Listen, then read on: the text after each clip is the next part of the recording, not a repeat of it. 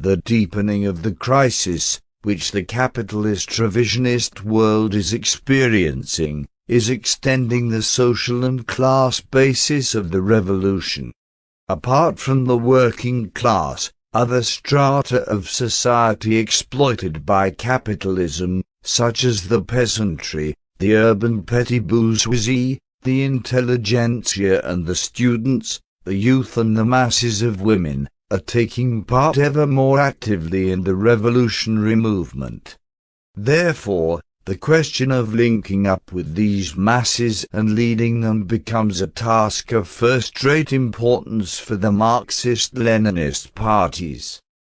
Direct work by the Marxist-Leninist Party and its members in the ranks of the masses is indispensable and of great value, but it is insufficient to extend the influence of the party among the broad working masses, if the levers of the party, the organizations of the masses, such as those of the youth, women, etc., are not organized and set into action. The Marxist-Leninist Party works wherever the masses are, even in the organizations which are run and manipulated by the bourgeois and revisionist parties, in order to separate them from the influence of the reactionary and opportunist ideology of these parties. It works also to create the revolutionary organizations of the masses which militate on the line of the party and act with conscious conviction under its leadership. In the countries where capital rules, the youth, the women and other working masses are a major reserve of the revolution. Today there are millions of youth and women unemployed, abandoned and left without hope by the bourgeoisie, therefore they are seething with revolt and the elements of revolutionary outbursts are accumulating. Regarding the movements of the youth, students, intelligentsia and progressive women as important component parts of the broad democratic and liberation revolutionary movements in general, the Marxist-Leninists try to unite the drive and revolutionary aspirations of these broad masses with the drive and aspirations of the working class, in order to organize, educate and lead them on the right road. When the inexhaustible energies of the youth, the women and the other masses are united with the energies of the working class under the leadership of the proletarian party, there is no force which can stop the triumph of revolution and socialism. The hegemony of the proletariat will not be complete and effective if it is not extended over all the strata of the population interested in the revolution, especially over the peasantry which in the overwhelming majority of countries represents the main and most powerful ally of the working class.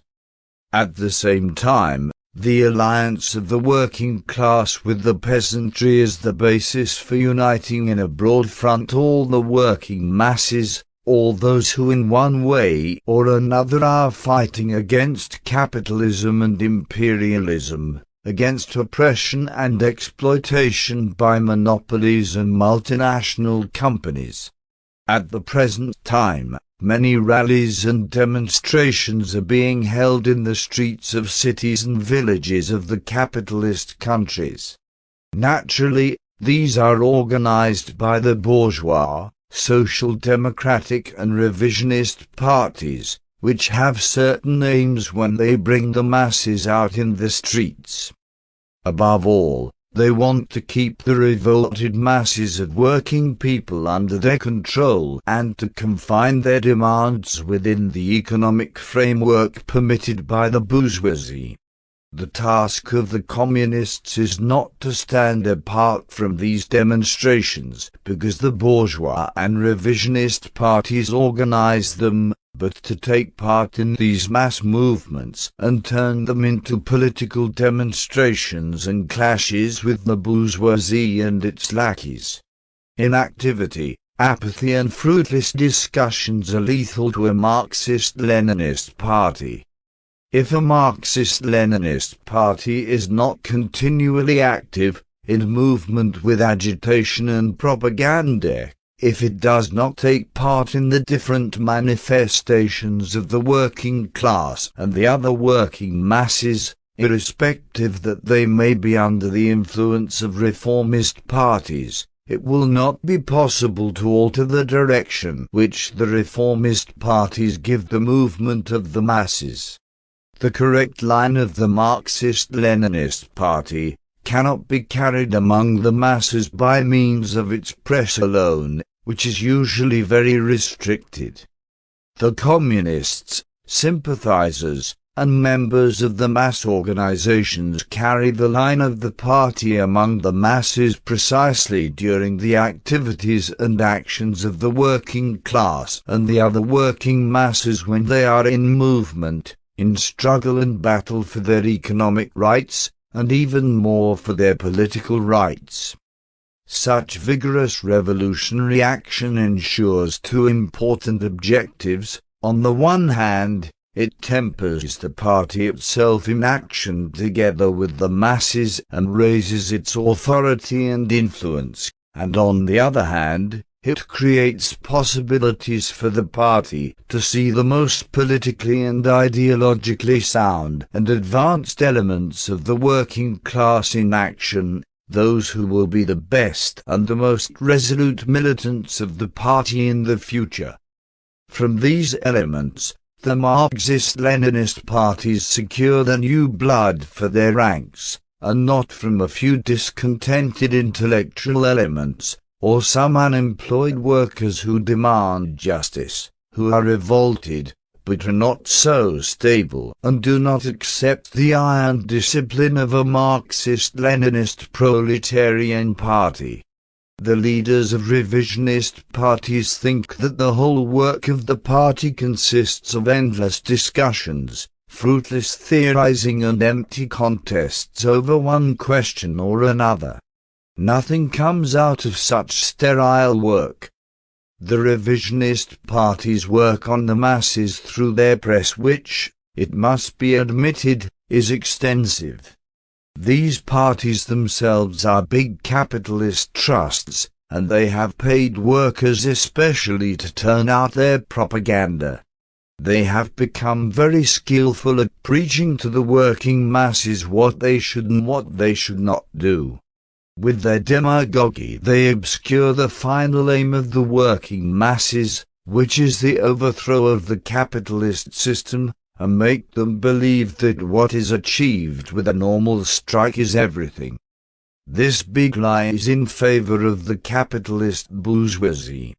That is why the bourgeoisie is not worried by the words, the articles and the discourses of the salaried revisionist propagandists, or by the strikes which are held under the leadership of their parties.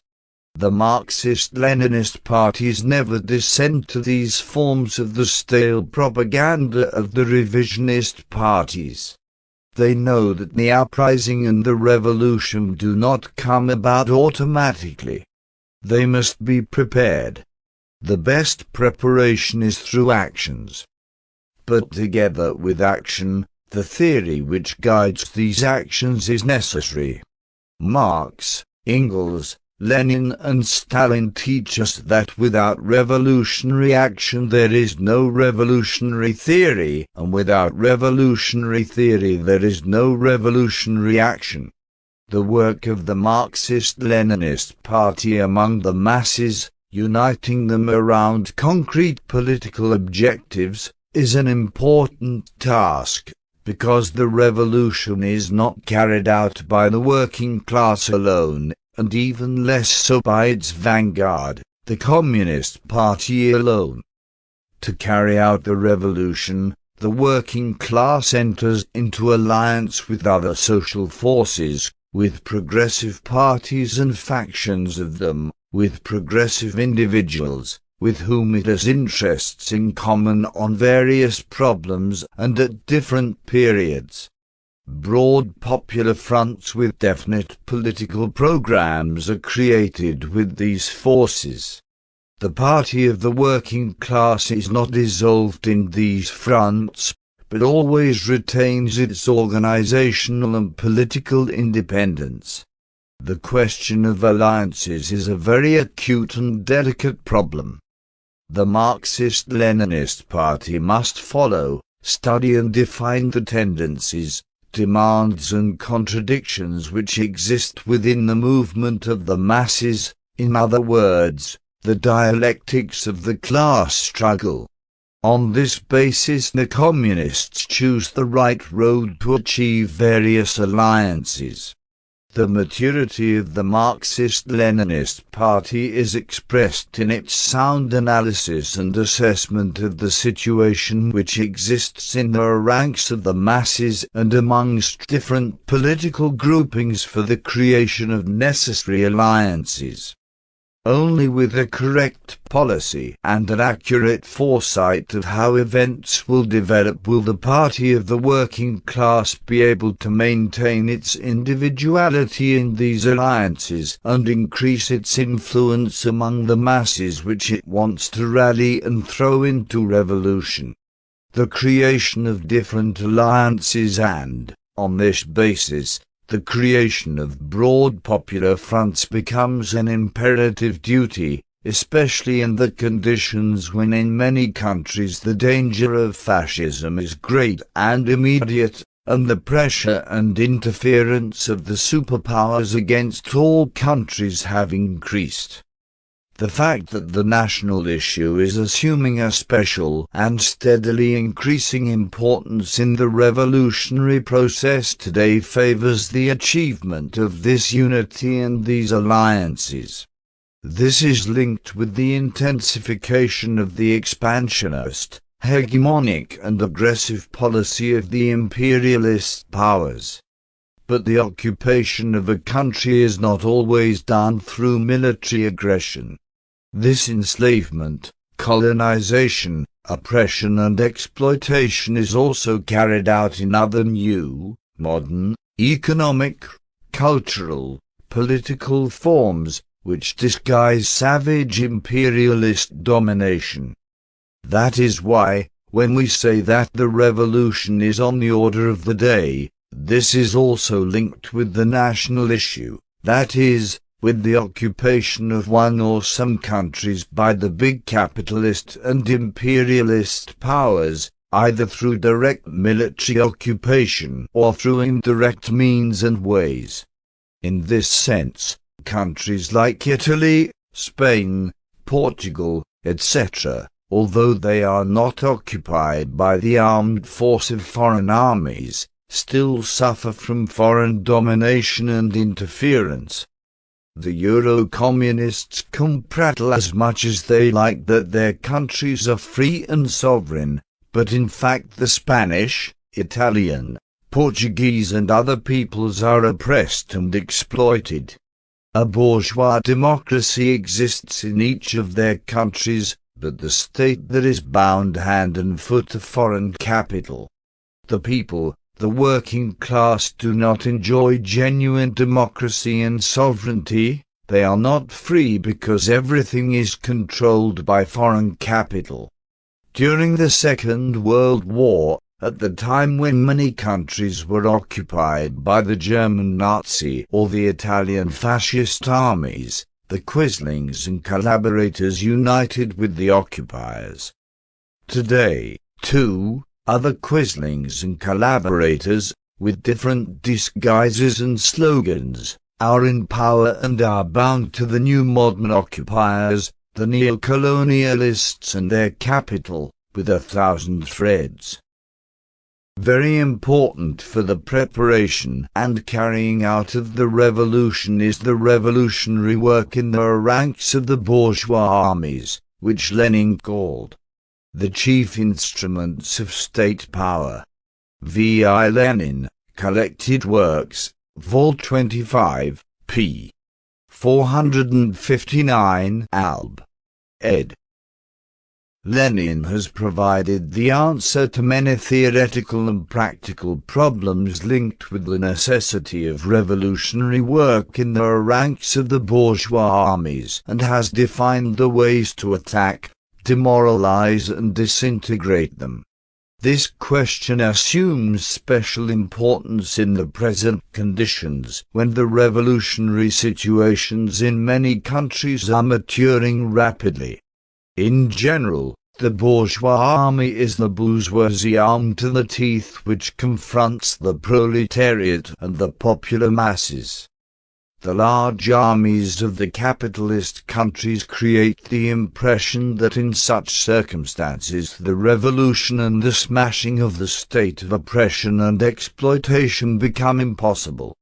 These views are spread and propagated especially by the Eurocommunists, who do not attack the bourgeois army even with feathers. In regard to the number of troops in the army, this does not make any great difference to the revolution, while it creates worrying problems for the bourgeoisie. The extension of the army with many elements from various strata of the population creates more favorable conditions for demoralizing the army and turning it against the bourgeoisie. In this way the revolution encounters two major problems. On the one hand, it must win over the working class and the working masses, without whom it is impossible to go into the revolution, and, on the other hand, it must demoralize and disintegrate the bourgeois army which suppresses the revolution. In the trade unions, the bourgeoisie uses the worker aristocracy for its own ends, while in the army it uses the caste of officers who carry out the same functions there as the trade union bosses in the trade unions. The principles, laws and organizational structures in the bourgeois armies are such that they allow the bourgeoisie to exert control over the army, to maintain and train it as a means to suppress the revolution and the peoples. This shows the markedly reactionary class character of the bourgeois army and exposes the efforts to present it as above classes, national, outside politics, respecting democracy, etc. Regardless of the democratic traditions, the bourgeois army in any country is anti-popular and destined to defend the rule of the bourgeoisie and to carry out its expansionist aims. However, the bourgeois army does not constitute a compact mass. There is not and cannot be unity in it. The antagonistic contradictions between the bourgeoisie, either capitalist or revisionist, on the one hand, and the proletariat and the masses, on the other, are reflected in the armies of these countries, too. The masses of soldiers, made up of the sons of workers and peasants, have interests diametrically opposed to the character of the army and the mission the bourgeoisie charges it with.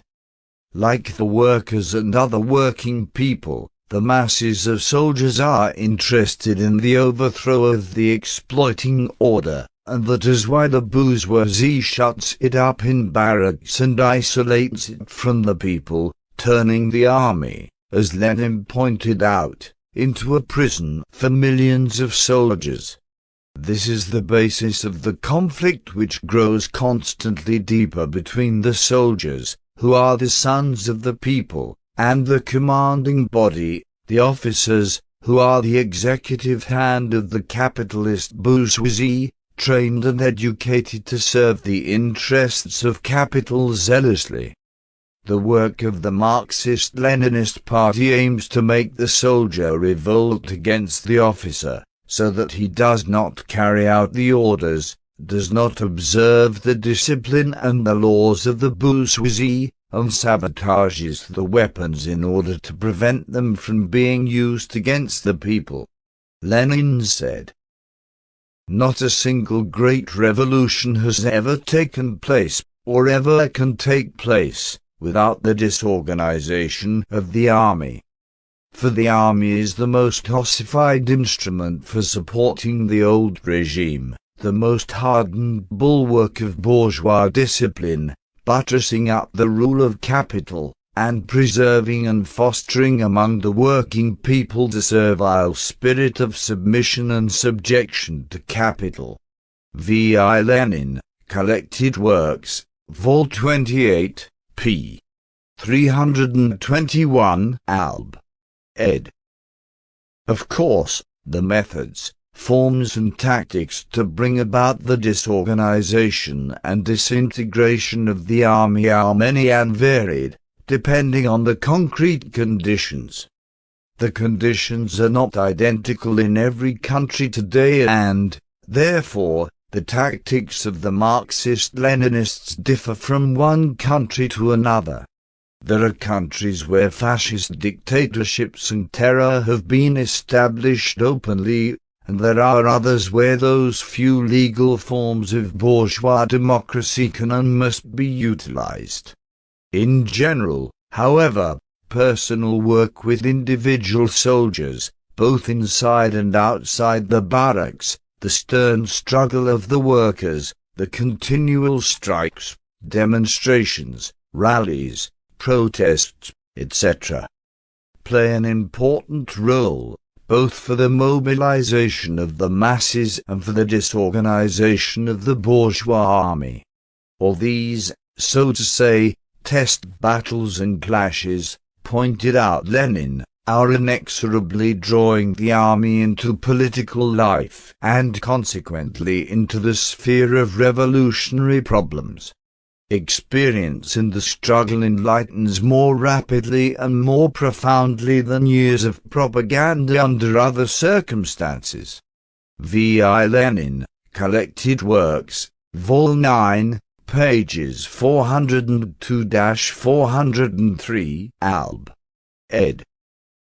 Work must be done with the soldier, the son of the people, before he joins the army, and later, when he is carrying out his military service, which is the most decisive phase, and finally, when he completes his service and becomes a reservist. Work with the lower-ranking officers, in order to separate them from the caste of senior officers and to convince them not to raise their hand against the people, must not be excluded, either. Of course, political work in the army is as dangerous as it is important. Whereas the worst that can happen to you for political activity and propaganda in the ranks of the trade unions is to be dismissed from your job, in the army where political work and propaganda are sternly prohibited, the punishment could be to efface the firing squad. However, revolutionary communists have never lacked the spirit of sacrifice, or the conviction that without working in this sector the way to the revolution cannot be opened. At the same time, the disorganization of the bourgeois army is a component part of the strategy aimed to ruin the warmongering plans of the capitalist bourgeoisie, to sabotage its predatory wars and transform them into revolutionary wars. This is how the Bolsheviks acted with the Tsarist army in the time of Lenin. The overthrow of Kerensky and his government, which wanted to continue the imperialist war, Lenin's policy on peace, on the agrarian question and the distribution of the land among the poor peasants, etc., brought the soldiers over to the side of the revolution, while the officer caste remained with the White Guards, on the side of the counter-revolution. The Leninist strategy and tactics of struggle against the bourgeois army make it easier to encourage and mobilize the working class and the peoples for the revolution, for the anti-imperialist and the national liberation wars. The world revolutionary movement has rich experience of work in the ranks of the bourgeois armies. In the Tsarist army in Russia in 1905, revolutionary committees of soldiers were created under the leadership of the Russian Social Democratic Party, of which Lenin was the leader. In the February Revolution of 1917, and especially in the October Revolution, party cells and Soviets of soldiers and sailors were formed in the detachments and units of the Tsarist armed forces, and these played the decisive role in taking the bulk of the bourgeois army over to the side of the revolution. During the anti-fascist National Liberation War in Albania, the Communist Party of Albania worked in deep illegality within the ranks of the army, and even in the gendarmerie, police, etc., in order to paralyze those weapons and to bring about disorder in and desertions from their ranks. This compelled the enemy to distrust, and in some cases, to intern whole detachments of the old Albanian army which was in the service of the occupier. At the same time, many military men from the old army went over to our National Liberation Army. Let us take another more recent example, that of the army of the Shah of Iran and his caste of officers, which, notwithstanding that it was armed to the teeth with the most sophisticated weapons, was incapable of operating effectively and suppressing the anti-imperialist and anti-monarchist uprising of the Iranian people. The Pahlavi regime was one of the most barbarous, bloodthirsty and corrupt regimes of exploiters of the modern world. The savage Pahlavi dictatorship was based on the feudal lords and the very wealthy stratum which the regime created, on the reactionary army and its officer caste, and on Savak which, as the Shah himself described it, was a state within the state. The Pahlavis who ruled through terror were partners with and sold out to the American and British imperialists, the most heavily armed gendarmes of the Persian Gulf under the orders of the American CIA. Nevertheless, the Great Terror, the army, Savak and all the rest were unable to quell the revolt of the Iranian people, which in different forms and intensities continued until it was raised to quality and overcame the stage of fearing violence. In this process the army and Savak, the shields of the bloodthirsty regime of the Shah, disintegrated. Part of the army went over to the side of the people who seized the weapons and are holding on to them. This is an experience which proves that the army and the police, however numerous and well armed, cannot stop the revolution when the people rise in a united bloc, when careful work is done for the demoralization and disintegration of the bourgeois army and police. It has now become fashionable in the capitalist countries for all sorts of people to speak about the revolution and to carry out allegedly revolutionary activities. The so-called leftists scream for revolutionary measures, but then immediately set a limit to them. They explain that revolutionary measures should not be undertaken everywhere and in every field, but only some alterations should be made. Hence, an illusion should be created to deceive the masses that are seeking radical revolutionary changes. Like the bourgeoisie, the leftists see the army as an impregnable fortress and never even raise the task of disintegrating, demoralizing and destroying it.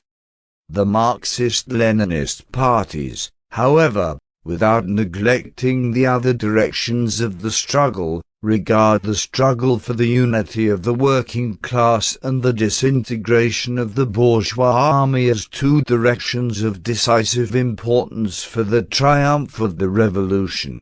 Of course, said Lenin, unless the revolution assumes a mass character and affects the troops, there can be no question of serious struggle. V. I. Lenin, Collected Works, Vol. 11, p. 183 Alb. ed. The purpose of the work of the Marxist-Leninists in the ranks of the bourgeois and revisionist armies is to draw the military men into conscious revolutionary activity, and not simply to organize coups d'état. Marxist-Leninists have never regarded the overthrow of the capitalist order as a question of putschs and military plots, but is a result of the conscious activity and active participation of the masses in the revolution. Coups d'état, plots organized by the officer caste, have become fashionable in many countries of the world. By these means the monopoly groups bring down one government and replace it with another in their service. By means of military coups, the American imperialists and Soviet social imperialists have placed reactionary cliques in their service at the head of the state in many countries of the world. In these cases, the mass of soldiers has frequently blindly served the interests of the local ruling classes and imperialist superpowers. In such instances, the genuine revolutionaries make things clear to the masses of soldiers, so that they will not be deceived by the reactionary propaganda which presents the military coups as actions in the interests of the nation, in the interests of the people and defense of the nation, etc. They make clear also that anarchism, terrorism and gangsterism, which are assuming extensive proportions in the capitalist and revisionist countries, have nothing in common with the revolution, either.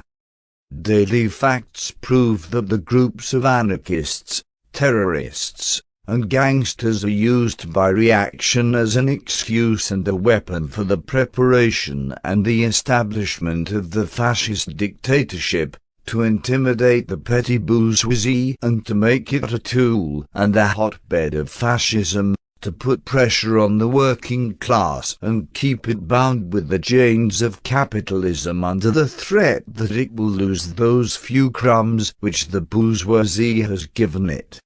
All these currents and groups are disguised behind alluring names, such as proletarian, communists, Red Brigades, and other labels which sow total confusion.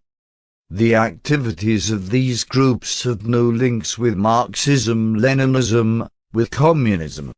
In its propaganda, the bourgeoisie accuses the communists, those who are genuinely for revolution and socialism, for the overthrow of the rule of the bourgeoisie, of being terrorists, anarchists and gangsters, and tries to build up opinion against the genuine revolutionary organizations of the proletariat and its vanguard. This is one of the main purposes for which it incites terrorism and gangsterism, which in such countries as Italy is assuming major proportions. The Marxist-Leninists always take account of these maneuvers and tricks of the bourgeoisie and struggle to expose and defeat them. They reject the attacks, accusations and slanders of the bourgeoisie and its lackeys, who call the illegal activity of the Marxist-Leninist parties terrorism and gangsterism.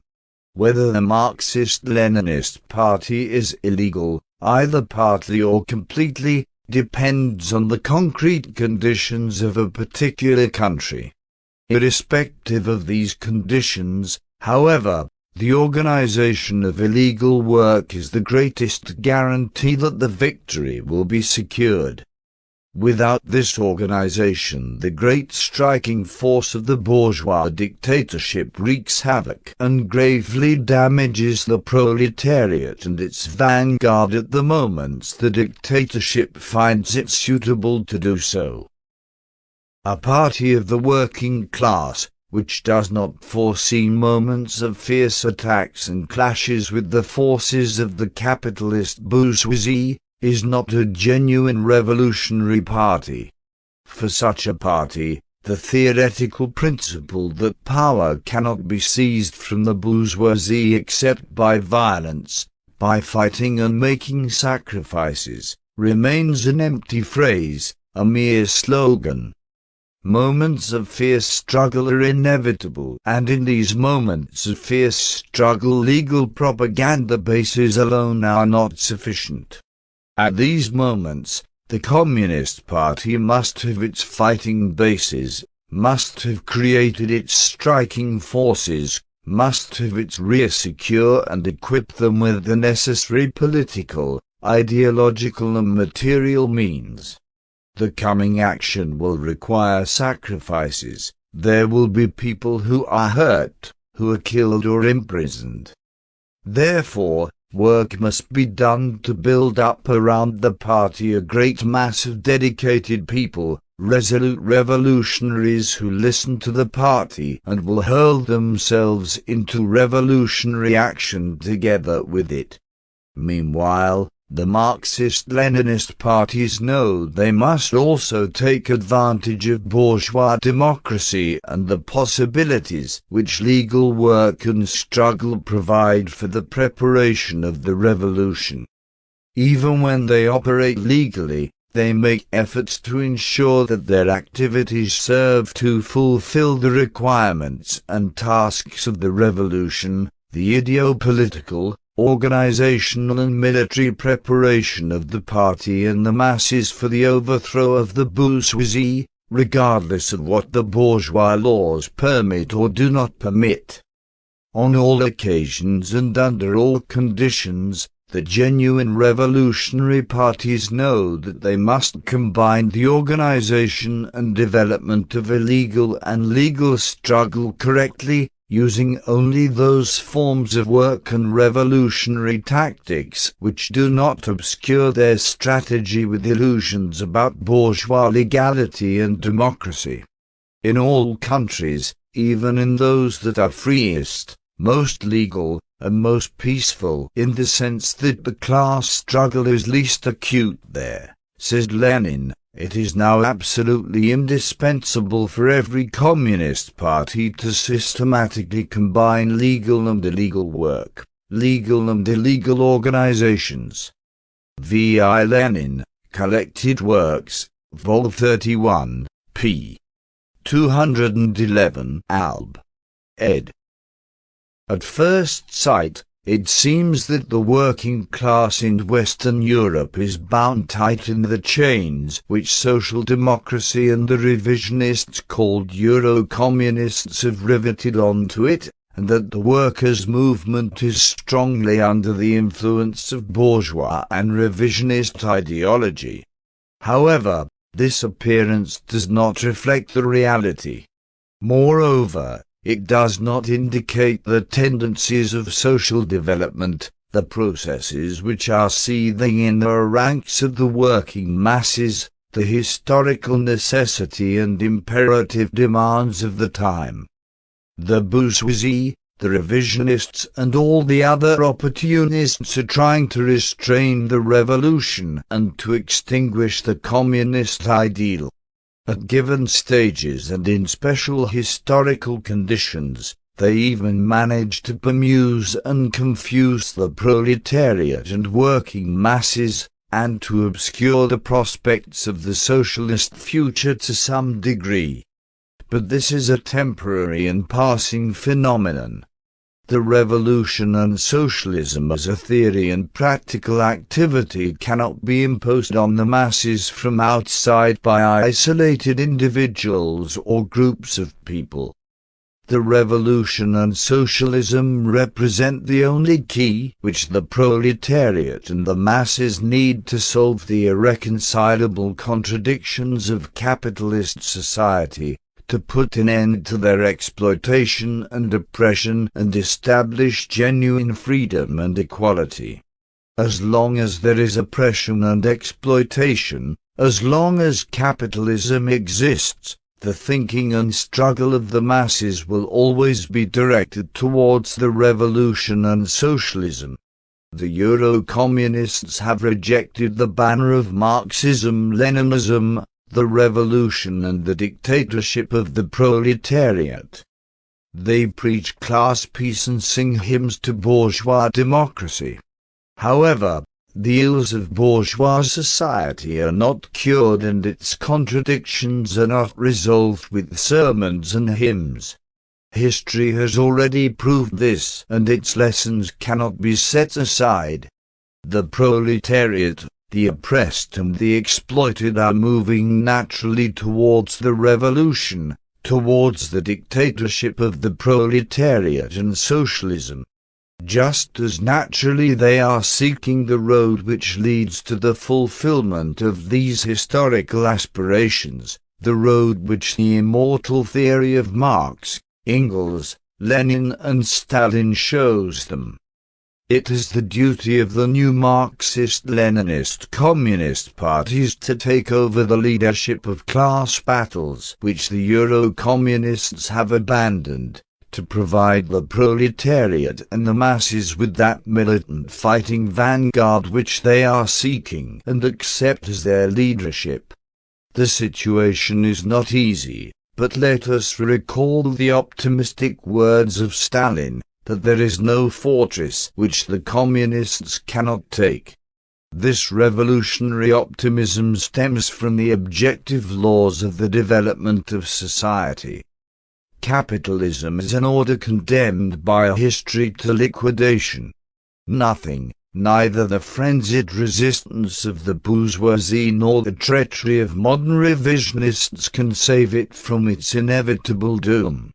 The future belongs to socialism and communism.